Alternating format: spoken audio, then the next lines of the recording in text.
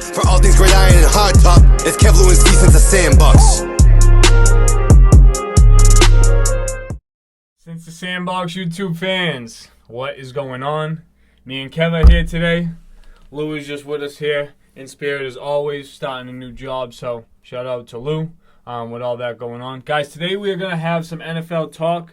We're also going to have some NBA talk after this, but you guys can check that out in our next episode.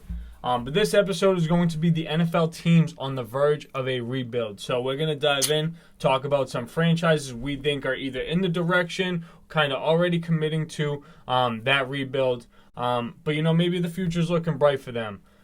Before we get into this episode, guys, make sure to go over to our podcast and check out our record predictions. We just finished those this week. We go through every division, predict each team's record. Kev, I'm going to start things off hot with the teams on the verge of a rebuild. Okay.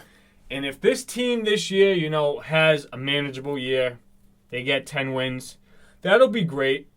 But what happens next year? And I think, that's something that this team is putting to the side to try and make another championship run. And I respect it. But Pittsburgh. I think the Pittsburgh Steelers are really on the verge of a rebuild. So, yes, they have a contending defense. That's great. Offensively, I know that they have young wide receiver core, young running back. That quarterback position isn't easy to figure out. That offensive line is depleted. They really need to get better in the trenches there. And, yeah, they have T.J. Watt. He's really good. All that young defensive back secondary, they're all good. They're going to have to pay those guys eventually. Right. When money gets involved, you don't have the quarterback that can carry you through it. I think things get complicated. I think Mike Tomlin is a very great coach. Najee Harris was a perfect draft pick to be a Steeler this year. But realistically, I think things are either going to go, in a great direction for the Steelers, or next year is the time to rebuild for the Pittsburgh Steelers. Yeah, that's a good point. I didn't think of the Steelers, but I like that because if you... Yeah. Well, because I'm just thinking, if you think about it, I feel like as far as thinking for the future, I thought the draft pick this year was perfect because I'm sure a lot of people out there were probably, addressing the quarterback situation in Pittsburgh, but they probably knew they weren't in any position to trade up or get, one of those picks that was going to get one of the top quarterbacks. So they went one of the best running backs. And after trading James Conner or whatever, letting him walk, going to Arizona, they needed one. And I think, that was the perfect draft pick. But I think you're right. As far as the quarterback position, I think Big Ben's done. I don't think he's a championship caliber quarterback anymore, even with that defense. And like you said, they have so many young players, and most of the time you're going to pay the defensive players. So what happened with those three young wide receivers, right? You got Juju, you got Claypool, and Johnson. Yeah, exactly. So to have to pay them coming up, well, Juju's already getting paid, right? He's on his second. Juju's just on a one-year deal. Yeah. So the fact that they're going to have to either, part ways with him or pay him or part ways with one of the other two or maybe two, you never know. So it's going to be interesting because if I'm Pittsburgh, it's like, do I want to ride out the baggage that comes with Juju, or do I want to go with the two guys that aren't the best consistently catching the ball? It's gonna be a tough situation, but I like that. I definitely do think they should start thinking about a rebuild. T.J. Watt too, he'll have to. He's gonna get the bag. Exactly. One of the best defenders in football, Minka Fitzpatrick. Exactly. Right, That's what I'm thinking. They'll probably be the top two young guys on their priority list as far as paying. Yes, sir. But Kev, hit us with a team that's gonna rebuild. All right, so this team, it's weird. Because I feel like they've gone through 5 rebuilds in our lifetime. And I wouldn't necessarily say they have to rebuild. I would say this is a team that's already in the rebuild, and it's the Jacksonville Jaguars. But I say that hesitantly because that's putting all the eggs in the Trevor Lawrence basket.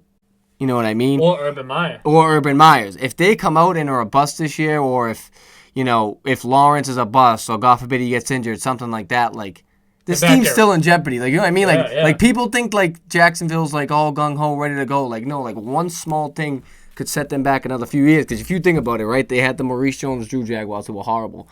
But then only a few years ago, they were in the AFC Championship, right? They had Blake Bortles, and this is a completely different team. They don't have Leonard Fournette. They have completely different running backs, completely different wide receivers, a completely different quarterback, completely different coach, completely different defense. You know what I mean? So it's they literally were in an AFC Championship last year and already managed to kind of rebuild them going in the right direction within the matter of 3 years. So excited for Jacksonville. I know I just spit some knowledge. I was kind of going there. Yeah, no, I mean, I think that's all facts with Jacksonville. And you guys have been hearing me preach. I really don't think that Trevor Lawrence is going to be the best quarterback of this draft. Yes, he might have been the safest pick at 1.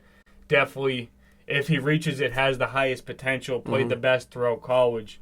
And he has a lot of championship experience. I don't know what much else you could ask for, but we've seen some crazy scenarios happen in football where, everything was kind of all set, and then, it didn't happen like that. Andrew Luck, for example, you know what I'm saying? The Colts were on the verge of being the Super Bowl contender.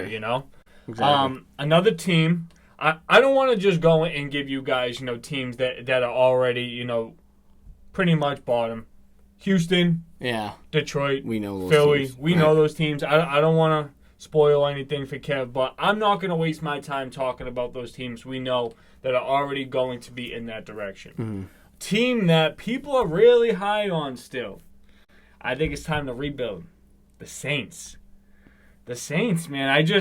They were hanging on to Drew, in their championship hopes for years, for probably 3 or 4 extra years.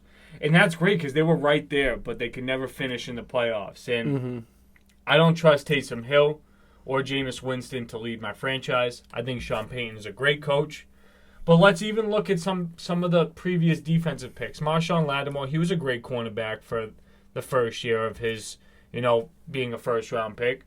But after that, he really doesn't get that top 5 cornerback talk. We always hear him, when he goes against Mike Evans and they have a good game against each other because they're competitive. But it's tough to really say, he's a $20 million worth corner.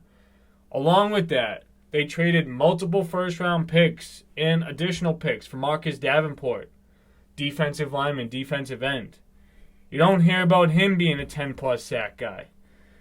The Saints are in a tough scenario where, you have Michael Thomas, you have Alvin Kamara, you lock them both up financially. If you don't have a team around those guys, I think it's time to sell those guys to do what's best for the franchise. And we haven't seen New Orleans in a Super Bowl in a long time. They've had a team that's been competitive to be in a Super Bowl. I think the Saints can still be, an 8 or 9 win football team. But I feel like you have goals and aspirations to be bigger than that. Right. And if you want to achieve that, I think it's just going to start by, breaking it all down. And I think Sean Payton's good enough to do that on his own. And I think, they have the time to do it. And I think it's more important to be what's next in that division while Tom Brady's there, rather than trying to sit there and go fiddle for fiddle with him because they don't have a comparable roster. Yeah. I mean, that's a good point you make about the Brady thing because I think that's exactly what they're doing, or at least what they were trying to do last year. They were like, let the big dogs play, and the bigger dog won.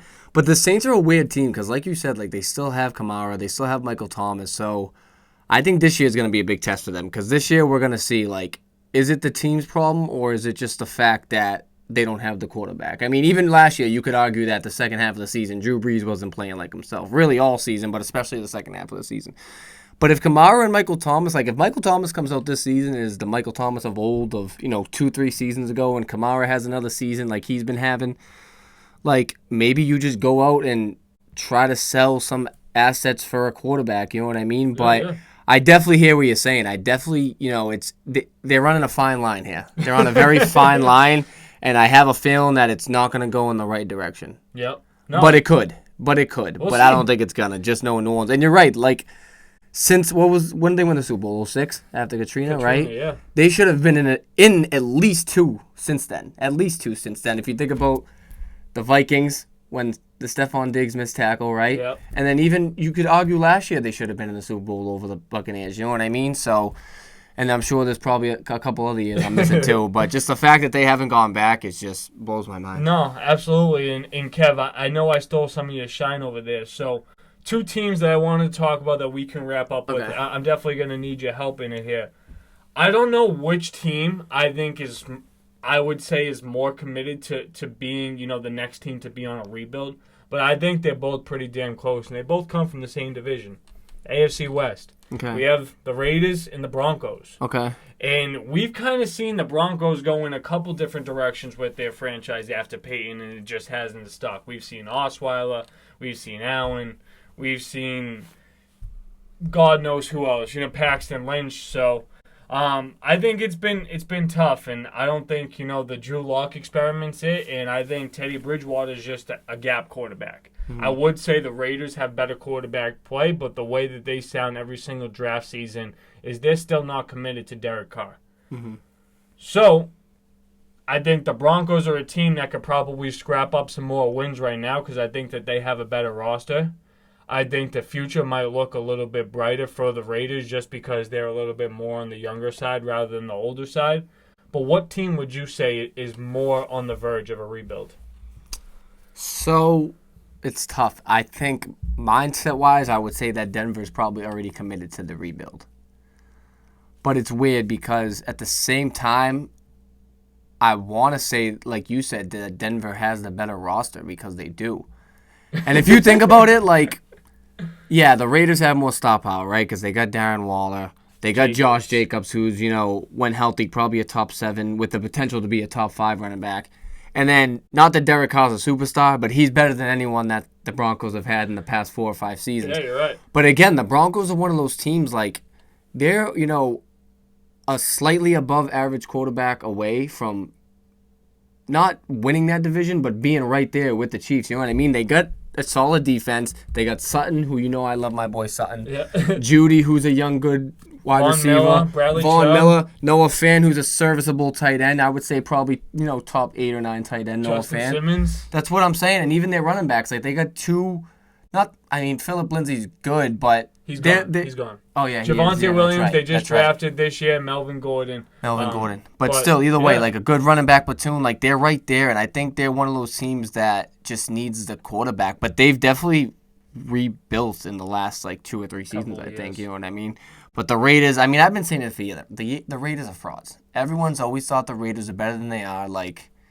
They're a 9-win football team. And with a 17-game schedule, they're probably an 8-win football team. You know what I mean? It is what it is. I don't really have any crazy expectations. There's got to be some justification for $100 million for Gruden. Come on, look at this face. This face isn't worth $100 million. This guy could do a better job than John Gruden. For God's sakes. But they did get John Brown, so we'll see. Come on, guy John Brown. Knock on wood if you're with me. Since the Sandbox fans, that's going to wrap things up for our NFL teams on the verge of a rebuild. That was a fun episode. Make sure to come and join us for our next episode, giving you guys an NBA Finals update. You don't want to hear this man talk about the Phoenix Suns. Guys, that's going to wrap things up. Go to our podcast. Leave us that 5-star review, sandbox.net on our website or Apple. Peace out. For all things great iron and hard top, it's Kev Lewis since the Sandbox.